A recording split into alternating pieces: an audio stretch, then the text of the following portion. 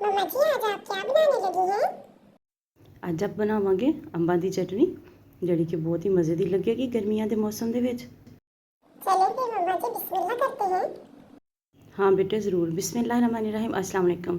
ਅੱਜ ਬਣਾਵਾਂਗੇ ਕੱਚੇ ਅੰਬ ਦੀ ਆਪਾਂ ਚਟਨੀ। ਛੋਟੇ ਛੋਟੇ ਅੰਬਾਂ ਦਾ ਮੌਸਮ ਆ, ਕੱਚੇ ਅੰਬ ਕੇਰੀਆਂ ਜਿਨ੍ਹਾਂ ਨੂੰ ਕਿਹਾ ਜਾਂਦਾ ਵਾ। ਤੇ ਇੱਕ ਕੇਰੀ ਲੈ ਲਈ ਹੈ, ਬਾਰੀਕ ਕੱਟ ਲਿਆ ਵਾ ਉਹਨੂੰ। ਥੋੜ੍ਹੀਆਂ ਜਿਹਾ ਸਬਜ਼ ਮਿਰਚਾਂ, ਥੋੜ੍ਹਾ ਜਿਹਾ ਸਬਜ਼ ਧਨੀਆ, ਥੋੜ੍ਹਾ ਜਿਹਾ ਪੁਦੀਨਾ। ਇਹਨਾਂ ਸਾਰੀਆਂ ਚੀਜ਼ਾਂ ਨੂੰ ਅੱਛੇ ਤਰੀਕੇ ਨਾਲ ਵਾਸ਼ ਕਰਕੇ ਤੇ ਚੌਪ ਕਰ ਲਿਆ ਵਾ। ਬਹੁਤ ਹੀ ਮਜ਼ੇ ਦੀ ਲੱਗਦੀ ਆ ਦੁਪਹਿਰ ਟਾਈਮ ਜਦੋਂ ਤੁਸੀਂ ਇਹਨੂੰ ਸਾਲਨ ਦੇ ਨਾਲ ਖਾਓ, ਜਾਂ ਬੇਸ਼ੱਕ ਤੁਸੀਂ ਇਕੱਲੀ ਚਟਨੀ ਦੇ ਨਾਲ ਵੀ ਰੋਟੀ ਖਾ ਸਕਦੇ ਹੋ। ਇੰਨੀ ਕਿ ਮਜ਼ੇ ਦੀ ਲੱਗੇਗੀ। 2 ਜਵੇ ਆਪਾਂ ਇਹਦੇ ਵਿੱਚ ਲਸਣ ਦੇ ਸ਼ਾਮਿਲ ਕਰਾਂਗੇ। ਚਲੋ ਦੇਖਦੇ ਹਾਂ ਕਿ ਆਪਾਂ ਇਹਨੂੰ ਕਿਸ ਤਰ੍ਹਾਂ ਬਣਾਇਆ ਵਾ। ਹੁਣ ਸਭ ਤੋਂ ਪਹਿਲੇ ਆਪਾਂ ਕੁੰਡੀ ਲੈ ਲਾਂਗੇ। ਕੁੰਡੀ ਦੇ ਵਿੱਚ ਕੁੱਟੀ ਹੋਈ ਚਟਨੀ ਜਿਹੜੀ ਆ ਉਹ ਬਹੁਤ ਹੀ ਮਜ਼ੇ ਦੀ ਲੱਗਦੀ ਆ।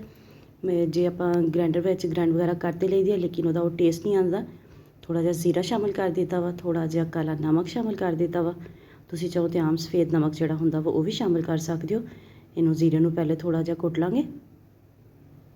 2 ਜਵੇ ਲਸਣ ਦੇ ਲਵਾਂਗੇ, ਇਹਨਾਂ ਨੂੰ ਵੀ ਇਹਦੇ ਨਾਲ ਹੀ ਥੋੜ੍ਹਾ ਜਿਹਾ ਕ੍ਰਸ਼ ਕਰ ਲਾਂਗੇ। ਅਤੇ ਹੁਣ ਬਾਕੀ ਦੀਆਂ ਚੀਜ਼ਾਂ ਆਪਾਂ ਜਿਹੜੀਆਂ ਉਹ 1 ਬਾਏ 1 ਇਹਦੇ ਵਿੱਚ ਸ਼ਾਮਿਲ ਕਰਾਂਗੇ। ਪਹਿਲੇ ਅੰਬੀ ਥੋੜ੍ਹੀ ਸਖਤ ਹੁੰਦੀ ਹੈ, ਇਸ ਲਈ ਉਹਨੂੰ ਥੋੜ੍ਹਾ ਜਿਹਾ ਕੁੱਟ ਲਾਂਗੇ।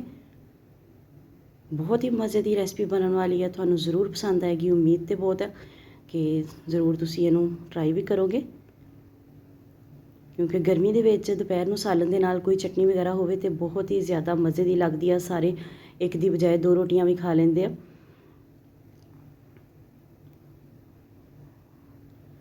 ਵੈਸੇ ਵੀ ਜਿਹੜੀ ਚੀਜ਼ ਦਾ ਮੌਸਮ ਹੋਵੇ ਉਹਨੂੰ ਜ਼ਰੂਰ ਇੰਜੋਏ ਕਰਨਾ ਚਾਹੀਦਾ ਵਾ।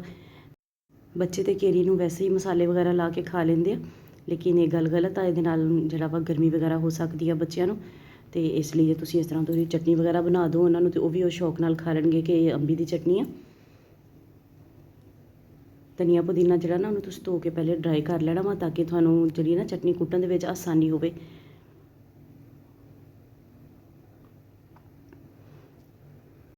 अगर आप यहाँ तक हमारी वीडियो देख चुके हैं तो ज़रूर हमारी वीडियो को लाइक करें। अगर आपको पसंद आ रही है, अगर नहीं पसंद आ रही तो आप इसको डिसलाइक भी कर सकते हैं। मेरे बाकी के चैनल का विजिट करें। अगर आपको वीडियोस अच्छी लगी तो ज़रूर उन्हें भी अपने फैमिली और फ्रेंड्स में शेयर करें। आपको हमारी आज की ये वीडियो कैसी लगी ज़रूर हमें कमेंट में बताइएगा। ਬੇਗਮ ਚਟਨੀ ਕੁੱਟ ਲਈ ਹੈ ਤੇ ਹੁਣ ਲੈ ਵੀ ਆਓ, ਬਹੁਤ ਭੁੱਖ ਲੱਗੀ ਆ, ਰੋਟੀ ਖਾ ਲਈਏ। ਬਸ ਆਈ ਥੋੜੀ ਦੇਰ ਹੋ ਗਿਆ, ਚਟਨੀ ਆਪਣੀ ਬਸ ਬਣ ਕੇ ਤਿਆਰ ਹੋ ਗਈ ਹੈ, ਬਿਲਕੁਲ ਫਾਈਨਲ ਤੇ ਪਹੁੰਚਣ ਵਾਲੀ ਆ। ਬਸ ਇਹਨੂੰ ਥੋੜ੍ਹਾ ਜਿਹਾ ਤੁਸੀਂ ਇਸ ਤਰ੍ਹਾਂ ਨਾ ਅੱਛੇ ਤਰੀਕੇ ਦੇ ਨਾਲ ਇਹਨੂੰ ਕ੍ਰਸ਼ ਕਰ ਲੈਣਾ ਵਾ। ਬਹੁਤ ਹੀ ਮਜ਼ੇ ਦੀ ਚਟਨੀ ਬਣ ਕੇ ਤਿਆਰ ਹੁੰਦੀ ਹੈ। ਜਦੋਂ ਬਣ ਰਹੀ ਹੋਵੇ ਸਾਰੇ ਘਰਦਿਆਂ ਨੂੰ ਫਿਕਰ ਹੁੰਦੀ ਹੈ ਕਿ ਜਲਦੀ ਜਲਦੀ ਬਣ ਕੇ ਆ ਜਾਵੇ ਅਤੇ ਹੁਣ ਜਲਦੀ ਜਲਦੀ ਇਹਦੇ ਨਾਲ ਆਪਾਂ ਰੋਟੀ ਖਾ ਲਈਏ। ਅਤੇ ਇਹ ਚਟਨੀ ਆਪਣੀ ਤਿਆਰ ਹੋ ਗਈ ਆ। ਤੁਸੀਂ ਜ਼ਰੂਰ ਰੈਸਪੀ ਨੂੰ ਟਰਾਈ ਕਰਿਆ ਜੇ। ਬਹੁਤ ਹੀ ਆਸਾਨ ਜੀ ਰੈਸਪੀ ਆ। ਕੋਈ ਆਪਾਂ ਜ਼ਿਆਦਾ ਮਸਾਲੇ ਵੀ ਇਹਦੇ ਵਿੱਚ ਸ਼ਾਮਿਲ ਨਹੀਂ ਕੀਤੇ, ਸਿਰਫ ਨਮਕ ਜਿਹੜਾ ਵਾ ਕਾਲਾ ਨਮਕ ਸ਼ਾਮਿਲ ਕੀਤਾ ਵਾ ਅਤੇ ਜ਼ੀਰਾ ਸ਼ਾਮਿਲ ਕੀਤਾ ਵਾ, ਜਿਹਦੇ ਨਾਲ ਕਿ ਇਹਦਾ ਟੇਸਟ ਜਿਹੜਾ ਵਾ ਬਹੁਤ ਹੀ ਵਧੀਆ ਆਏਗਾ। ਤੁਸੀਂ ਸਫੇਦ ਨਮਕ ਵੀ ਇਸਤੇਮਾਲ ਕਰ ਸਕਦੇ ਹੋ। ਮਾਸ਼ਾਅੱਲਾ ਜ਼ਬਰਦਸਤ ਜੀ ਫਾਈਨਲ ਲੁੱਕ। ਮੈਂ ਸਿਰਫ ਇੱਕ ਅੰਬੀ ਦਾ ਹੀ ਇਸਤੇਮਾਲ ਕੀਤਾ ਸੀ, ਦੇਸੀ ਅੰਬੀ ਸੀ ਮੇਰੇ ਕੋਲ। ਅਤੇ ਜੇ ਤੁਹਾਡੇ ਕੋਲ ਕਲਮੀ ਅੰਬੀ ਹੋਵੇ ਤਾਂ ਤੁਸੀਂ ਬੜੇ ਸਾਈਜ਼ ਦੀ ਅੰਬੀ ਜਾਂ 2 ਅੰਬੀਆਂ ਵੀ ਇਸਤੇਮਾਲ ਕਰ ਸਕਦੇ ਹੋ, ਕਿਉਂਕਿ ਉਹ ਕਮ ਖੱਟੀਆਂ ਹੁੰਦੀਆਂ ਵਾ। ਦੇਸੀ ਅੰਬੀ ਜ਼ਿਆਦਾ ਖੱਟੀ ਹੁੰਦੀ ਆ, ਇਸ ਲਈ ਮੈਂ ਸਿਰਫ ਇੱਕ ਛੋਟੇ ਸਾਈਜ਼ ਦੀ ਅੰਬੀ ਦਾ ਇਸਤੇਮਾਲ ਕੀਤਾ ਸੀ। ਵੀਡੀਓ ਚੰਗੀ ਲੱਗੇ ਤਾਂ ਲਾਈਕ ਜ਼ਰੂਰ ਕਰ ਦਿਆ ਜੇ। ਮਿਲਦੇ ਹਾਂ ਕਿਸੇ ਨੈਕਸਟ ਵੀਡੀਓ 'ਚ। ਉਦੋਂ ਤੱਕ ਲਈ ਅੱਲਾ ਹਾਫਿਜ਼।